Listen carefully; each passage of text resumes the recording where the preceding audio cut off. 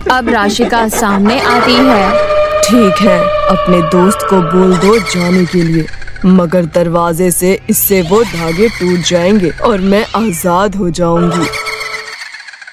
नहीं, मैं नहीं जाऊंगा। अगर दोस्त मानता है तो जाओ और ये चिट्ठी मेरे माँ को दे देना और तुम भी पढ़ना। बहुत जिद करने के बाद अनिल मान जाता है।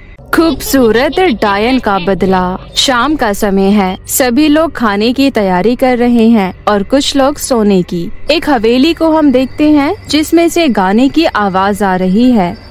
भीगी भीगी सड़कों पे मैं तेरा इंतजार करूं, हौले हौले दिल की ज़मीं को तेरे हवाले करूं, सनम रे तू मेरा सनम हुआ रे। अगली सुबह सभी काम के लिए व्यस्त थे। कोई खेती करने के लिए जाता है तो कोई फैक्ट्री में काम करने। मगर दो लड़के को हम देखते हैं जो योजना बना रहे थे। इस घर में आज सभी लोग बाहर जाने वाले हैं। बस एक दादी अम्मा रहेगी जो शायद सही से देख भी नहीं सकती। हाँ, आज तो बड़ा हाथ मारेंगे। ये दोनों इस कहानी के मुख्य किरदार हैं। आइए थोड़ा इनके बारे में जान ले। एक का नाम अनिल है जो कि कहने को तो जुआरी है, मगर गणित में काफी अच्छा है। पर ये पैसों के कर्ज से डूबा हुआ है और जो भी पैसे ये कहीं से चुराता है तो उसे जुआ में हार जाता है। शायद किस्मत इसके साथ नहीं है, मेरी तरह। दूसरे का नाम आदिल है जो कि लड़की के लिए पागल है। इसको कोई भाव नहीं देता, तो अब ये सोचता है कि पैसे हो तो सब कुछ है, अच्छी बीवी भी होगी। तो ये योजना बनाता है और अनिल को शामिल करता है चोरी करने के लिए, क्योंकि अच्छी लड़की की तरह अच्छी नौकरी नहीं मिल रही थी इसे। यह दोनों बचपन से अच्छे दोस्त हैं, मगर एक दूसरे से जलते भी है। तेरी हाइट अच्छी है, तेरा रंग अच्छा है, मैं काला हूँ। ये सब वो बातें करते हैं, मगर वो सच्चे दोस्त थे।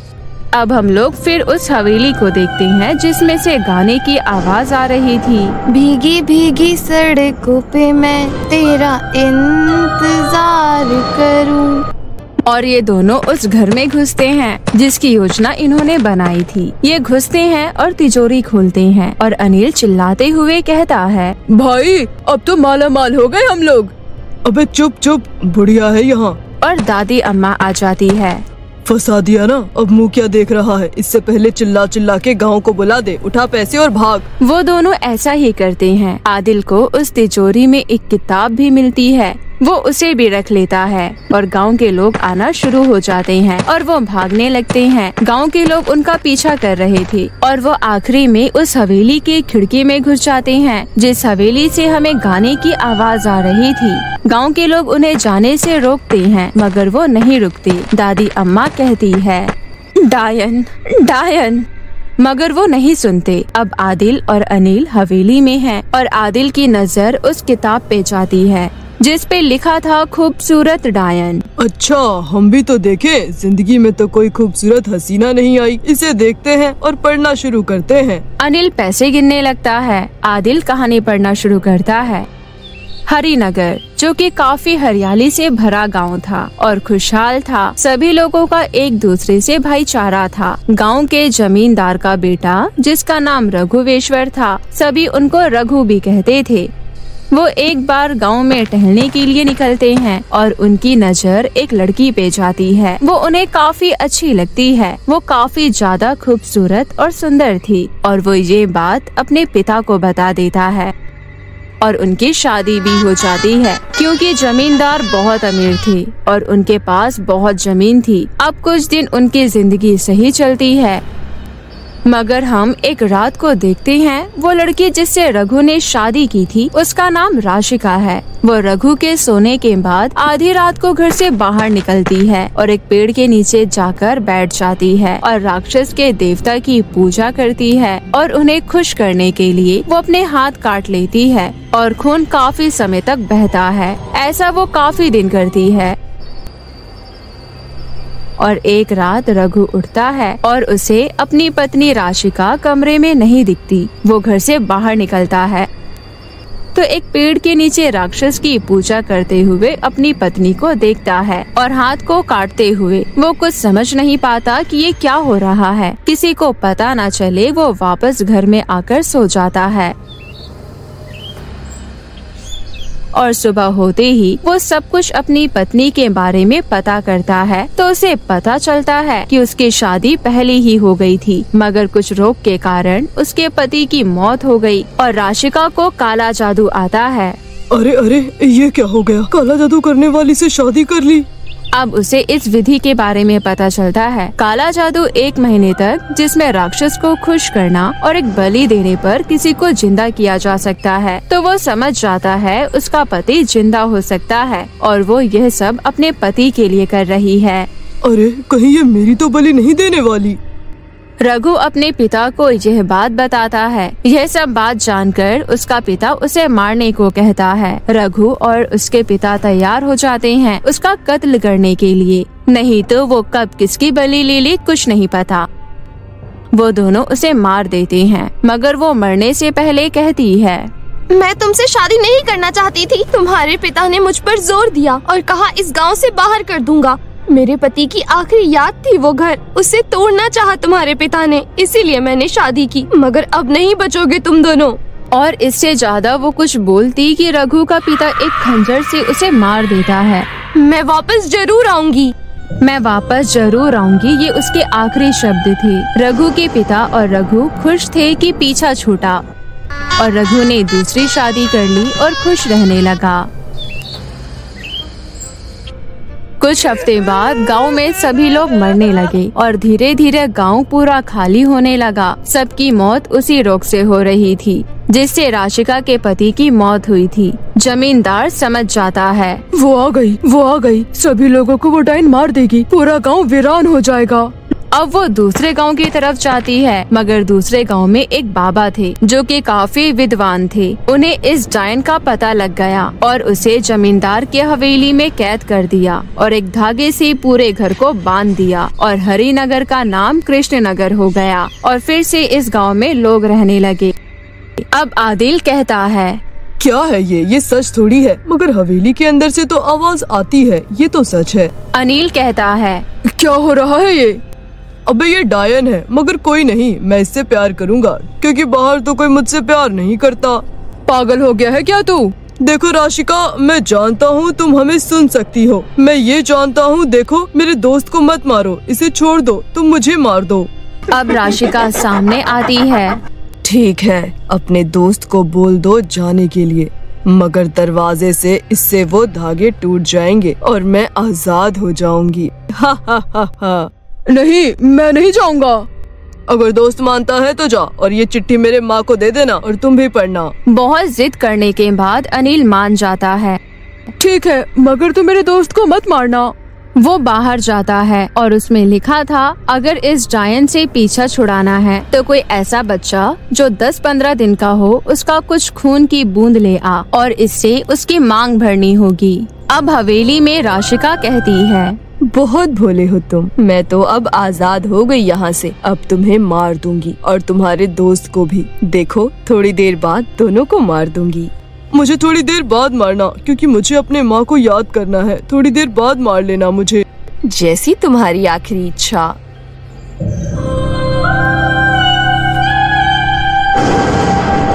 अब समय हो गया।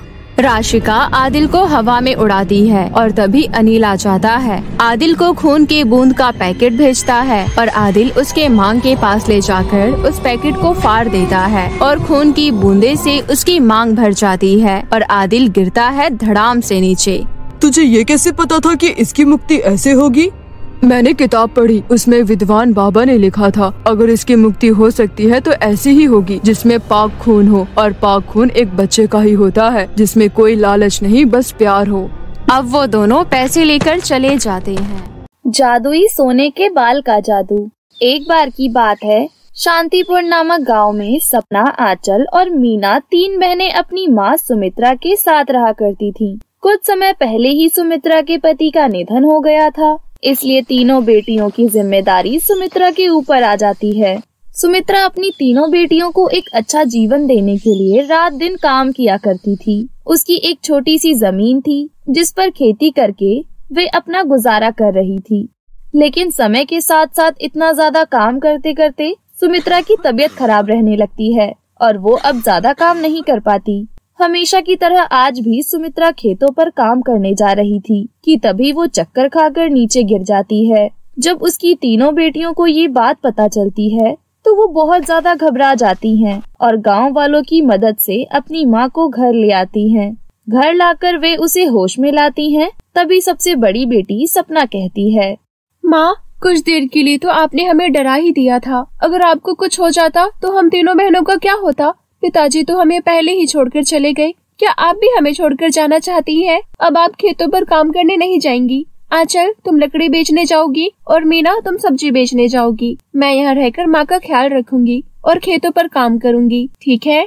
ठीक है, जैसा आप कहेंगी हम बिल्कुल वैसा ही करेंगे। चल मीना, अपने काम पर चलते हैं। इस तरह से दोनों छोटी बहनें अपने हिस्से का काम करने चली जाती हैं। लेकिन दोनों बहनें बहुत ही ज्यादा कामचोर और घमंडी थीं। इसलिए ना तो वो सब्जियां बेचने जाती हैं और ना ही लकड़ियां। ये काम करने की बजाय वो बाहर जाकर अपने दोस्तों के साथ खेलने कूदने लगती हैं। आंचल, तूने देखा नहीं सपना दीदी हमारे ऊपर कैसे हुक्म चला रही थी? आंचल, तुम लकड़ियां बेचोगी, मीना तुम सब्जियां बेचोगी, जैसे हमारी माँ हो। माँ ने तो कभी हमसे काम करने के लिए नहीं कहा और वे महारानी हमसे काम करने के लिए कह रही थी। मुझे तो धूप में रहने का कोई शौक नहीं है। अगर मैं पूरे दिन धूप में बैठी रहूंगी तो मेरा रंग काला पड़ जाएगा, इसलिए मैं कोई काम नहीं करूंगी। इस तरह से दोनों बहनें काम से बचकर अपने दोस्तों के साथ घूमती रहती हैं। शाम को जब दोनों बहनें बिना कोई पैसे कमाए घर वापस आती हैं, तो सपना को बहुत गुस्सा आता है। इससे पहले सपना आंचल और मीना को कुछ कहे, वे सपना के ऊपर ही गुस्सा करने लगती हैं। क्या दीदी, आप तो कह रहे थे कि माँ की सेवा करेंगी और खेतों में काम भी करेंगी, लेकिन आपने तो कुछ नहीं किया। माँ की तबीयत खराब है, इसका मतलब माँ तबीयत खराब में भी काम करने गई थी और आप आराम कर रही थी। हम पूरे दिन इतनी धूप में घूम घूम कर सब्जियां और लकड़ियां बेच रहे थे और आप घर में आराम से बैठी थी। बड़े होने का फायदा उठा रही हो। आंचल और मीना, ये सब तुम क्या कह रही हो? मैं अभी खेतों पर काम करके वापस आई हूँ। पूरे दिन इतनी धूप में मैंने खेतों में काम किया, जुताई की और माँ की सेवा भी की। घर में जो थोड़ा राशन था उससे खाना भी बनाया और तुम कह रही हो कि मैं घर में आराम कर रही थी। अगर तुम पूरे दिन घूम घूम कर सब्जी और लकड़ियां बेच रही थी तो उसके पैसे कहाँ है? एक भी पैसा तो तुम कमा कर नहीं लाई। माँ की तबीयत कितनी खराब है, उनकी दवाई कैसे आएगी? आप कहना क्या चाहती हैं? हम सब्जियां और लकड़ियां नहीं बेच रहे थे, बल्कि उसकी जगह अपने दोस्तों के साथ खेल रहे थे। क्या आप ऐसा कहना चाहती हो? मैंने ऐसा तो नहीं कहा। इस तरह तीनों बहनें आपस में लड़ने लगती हैं। ये सब देखकर सुमित्रा को बहुत दुख होता है और वो चारपाई से उठकर अपने तीनों बेटियों को डांटते हुए कहती है, बस अब कोई जरूरत नहीं है तुम तीनों को मेरे लिए काम करने की। मैं ठीक हूँ, मैं खेतों में काम भी कर लूंगी और सब्जी लकड़ियाँ सब बेच आऊंगी। तुम्हारे एहसान की कोई जरूरत नहीं है। तुम तीनों आपस में लड़ना बंद करो। तुम घर पर आराम करो और मैं काम करूंगी। मेरी तबीयत बिल्कुल ठीक है। माँ, मुझे माफ कर दीजिए, मेरी ही गलती है। मुझे अपनी छोटी बहनों को समझाना चाहिए था। आप परेशान मत होइए, आपकी तबीयत ठीक नहीं है, आप बस आराम कीजिए। मीना और आंचल, कल से तुम दोनों माँ का ख्याल रखोगी और सारे काम मैं कर लूंगी, ठीक है? सपना समझदार थी, उसका दिल नरम था। वो अपनी दोनों छोटी बहनों की तरह कठोर स्वभाव की नहीं थी। इसलिए अगले दिन से वो पहले सुबह खेतों में जाती, वहाँ का सारा काम खत्म करती, उसके बाद लकड़ियाँ और सब्जी बेचती और सारा काम खत्म करने के बाद शाम को घर जाती। दूसरी तरफ दोनों बहनें अपनी माँ का ख्याल ठीक से नहीं रख रही थीं। ऐसे ही एक दिन उनके दरवाजे पर एक बूढ़ी औरत आती है। अरे बेटा, कुछ खाने के लिए है क्या? मुझे बहुत भूख लगी है, बहुत समय से मैंने कुछ नहीं खाया। बुढ़िया, तुझे नजर नहीं आ रहा है? हम भी गरीब हैं, हमारे पास इतना खाना नहीं है कि हम दूसरों को बांटते रहे। 2 समय का हमें खाना मिल जाए वही बहुत बड़ी बात है। ऊपर से तो यहाँ आगे मांगने के लिए। चल जा यहाँ से, तुझे देने के लिए हमारे पास कुछ नहीं है। किसी और के दरवाजे पर जाकर मांग। आंचल, ये क्या बदतमीजी है? बड़े बूढ़ों से क्या इस तरह से बात करते हैं? जिस तरह से तुम कर रही हो, अगर तुम्हें अपने हिस्से का खाना नहीं देना तो मत दो। अम्मा जी, ये लीजिए, मेरे हिस्से का खाना आप खा लीजिए। इस खाने की आपको ज्यादा जरूरत है। मैं तो जवान हूँ, आराम से एक समय भूखा रह सकती हूँ। आपके शरीर को खाने की ज्यादा जरूरत है। खुश रहो बेटा, तुम बहुत अच्छी हो। आंचल, सपना दीदी को समाज सेवा करने की कुछ ज्यादा ही बुरी आदत नहीं है? जब देखो हर किसी की मदद करने लग जाती है। 2 दिन पहले भी किशोर काका का खेत जोता था इन्होंने, और कल एक लड़की को अपनी चप्पल ही दे दी। पूरा दिन नंगे पैर घूमती रहती हैं। भाई साफ सीधी बात है, मुझसे तो नहीं होती इतनी भलाई। खुद मुसीबत में रहो और दूसरों की मदद करते रहो। अब रहेंगी पूरी रात भूखी। अच्छा हुआ जो तूने खाना देने से मना कर दिया। मीना, आंचल, ये गलत बात है। हमें जरूरतमंद लोगों की मदद करनी चाहिए। जरूरी नहीं कि हम अमीर ही हो तभी दूसरों की मदद करें। हमारे पास जो भी है उसी में से हमें दूसरों की मदद करनी चाहिए। यही तो इंसानियत है।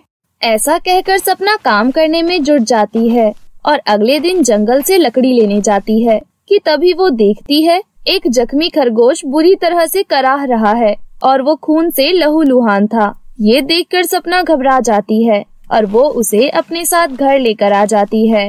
दीदी, आप इस जख्मी खरगोश को घर क्यों लेकर आई हो? इसमें से तो कितनी ज्यादा गंदी बदबू आ रही है। जाओ, इसे वहीं पर छोड़कर आओ।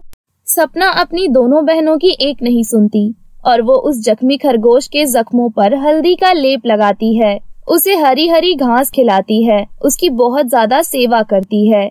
4-5 दिन की सेवा करने से और रोज हल्दी का लेप लगाने से वो खरगोश ठीक हो जाता है। सपना बहुत खुश थी। फिर सपना कुछ समय बाद नहाने जाती है और जैसे ही वो नहाकर बाहर निकलती है तो उसके पैरों तले जमीन खिसक जाती है, क्योंकि उसके सिर पर एक भी बाल नहीं था। वो पूरी तरह से गंजी हो चुकी थी। सपना बहुत रोती है। अरे नहीं, ये क्या अनर्थ हो गया? मेरे सर पर तो एक भी बाल नहीं रहा। मैंने तो वही शैम्पू यूज किया था जो मैं रोज करती हूँ। फिर अचानक ये क्या हो गया? मैं कितनी ज्यादा बुरी लग रही हूँ। अब पता नहीं मेरे बाल वापस आएंगे भी या नहीं। दीदी, ये आपने क्या कर दिया? वो शैम्पू तो कल ही खत्म हो गया था, इसलिए मैंने उसके अंदर पेट्रोल डाल दिया था और आपने उसी को यूज कर लिया। इसी वजह से आपके सर से बाल चले गए। अब तो आपके बाल कभी वापस नहीं आएंगे। ये सुनकर सपना और भी ज्यादा जोर जोर से रोने लगती है कि तभी वो खरगोश एक सुंदर परी के रूप में आ जाता है और वो परी सपना को सुंदर जादुई सोने के बाल देती है, जिनकी वजह से सपना और भी ज्यादा सुंदर लग रही थी। फिर वो परी सपना से कहती है, सपना, तुम एक बहुत नेक लड़की हो और बहुत अच्छी हो। तुम हमेशा सबकी मदद करती हो। तुमसे कभी किसी के दुख दर्द देखे नहीं जाते, इसलिए इतनी अच्छी लड़की के साथ कभी गलत हो ही नहीं सकता। अब तुम्हारे ये जादुई सोने के बाल ऐसे ही चमकते रहेंगे और तुम रोजाना एक बाल बेचकर अपने घर की आर्थिक स्थिति भी ठीक कर सकती हो। मीना, सपना दीदी के बाल कितने ज्यादा सुंदर लग रहे हैं और ये पहले से कितनी ज्यादा सुंदर लग रही है। सपना दीदी, कृपया परी जी से कहकर हम दोनों को भी सोने के बाल दिला दो ना। परी जी, आपका बहुत बहुत धन्यवाद मुझे इतने ज्यादा सुंदर जादुई सोने के बाल देने के लिए। परी जी, क्या आप मेरी दोनों छोटी बहनों को भी जादुई सोने के बाल दे सकती हो? हाँ हाँ, क्यों नहीं। ये लो मीना और आंचल, जादुई सोने के बाल। लेकिन याद रहे, इनका कभी भी गलत इस्तेमाल मत करना। हमेशा जरूरतमंद लोगों की मदद करना, ठीक है? ऐसा कहकर वो परी आंचल और मीना को भी जादुई सोने के बाल दे देती है और वहाँ से अदृश्य हो जाती है। आंचल और मीना जादुई सोने के बाल पाकर और भी ज्यादा घमंडी और लालची हो जाती हैं। वो दोनों घर छोड़कर चली जाती हैं और जादुई सोने के बालों की मदद से एक बहुत बड़े महल जैसे घर में रहने लगती हैं। रोजाना पार्टी करती, दोस्तों के साथ घूमती और शॉपिंग करती रहती। और वहीं दूसरी तरफ सपना अपनी माँ के साथ रह रही थी। सपना अपनी माँ का बड़े हॉस्पिटल में इलाज कराती है, उनकी बहुत सेवा करती है और हमेशा जरूरतमंद लोगों की मदद करती है। ऐसे ही एक दिन मीना और आंचल पार्टी में जा रही थी कि तभी उन्हें रास्ते में एक छोटी मासूम बच्ची मिलती है और वो दोनों बहनों के सामने गिड़गिड़ाते हुए कहती है, दीदी, मेरी मदद कीजिए। मेरी माँ बहुत ज्यादा बीमार है, उनकी आखिरी सांसें चल रही है। अगर उन्हें अभी हॉस्पिटल नहीं लेकर गई तो उनकी जान भी जा सकती है। मैं अनाथ हो जाऊंगी। मेरी माँ के सिवा मेरा कोई नहीं है। मेरी मदद करो। आप तो इतनी ज्यादा अमीर हैं, कृपया करके मेरी मदद करो। तेरी माँ अगर मरती है तो हमारी बला से मर जाए। हमने तुझ जैसी गरीब लोगों की मदद करने का कोई ठेका नहीं ले रखा। आंचल, इस दुनिया में गरीब लोग कुछ ज्यादा नहीं हो गए हैं। जब देखो तब हमारे सामने आकर हाथ फैलाने लगते हैं। चल चल भाग यहाँ से, हम तुझे कुछ नहीं देने वाले। ऐसा कहकर दोनों बहनें उस बच्ची को धक्का देकर नीचे गिरा देती हैं और फिर वहाँ से चली जाती हैं। तभी अचानक दोनों बहनों के सर से जादुई सोने के बाल गायब हो जाते हैं और वो गंजी हो जाती हैं और बहुत ज्यादा बदसूरत भी। ये देखकर दोनों बहनें बहुत ज्यादा रोती हैं और फिर सपना के पास जाकर उसे सब बताती हैं। उनकी सभी बातें सुनकर सपना अपनी दोनों बहनों से कहती है, मीना, आंचल, तुम्हें अपने किए की सजा मिली है। वो मासूम बच्ची तुम्हारे सामने कितना रो रही थी। तुमने उस परेशान बच्ची की मदद नहीं की, जबकि परी ने तुमसे कहा था कि जादुई सोने के बालों से तुम्हें दूसरों की मदद करनी है। तुमने अपने जादुई सोने के बालों से लालच किया, उनका गलत इस्तेमाल किया, इसलिए तुम्हारे साथ ऐसा हुआ है। अब मैं तुम्हारे लिए कुछ नहीं कर सकती। अब तुम हमेशा हमेशा के लिए ऐसी ही रहोगी। मीना और आंचल को तो अपने किए पर बहुत पछतावा होता है और अब वो हमेशा हमेशा के लिए ऐसे ही गंजी और बदसूरत रहती हैं। अब उन्हें अपनी गलती से सबक मिल चुका था और वो सपना की तरह अच्छी लड़की बन जाती हैं और हमेशा उसी की तरह जरूरतमंद लोगों की मदद करने के लिए आगे खड़ी रहती हैं। तो दोस्तों, इंसान पैसे, धन, दौलत इन सब से अमीर नहीं बनता। इंसान अमीर बनता है इंसानियत से। घमंड, लालच, ईर्ष्या इंसान को गलत राह पर ले जाती है। इसलिए कभी किसी चीज का घमंड, किसी चीज का लालच, किसी से ईर्ष्या नहीं करनी चाहिए।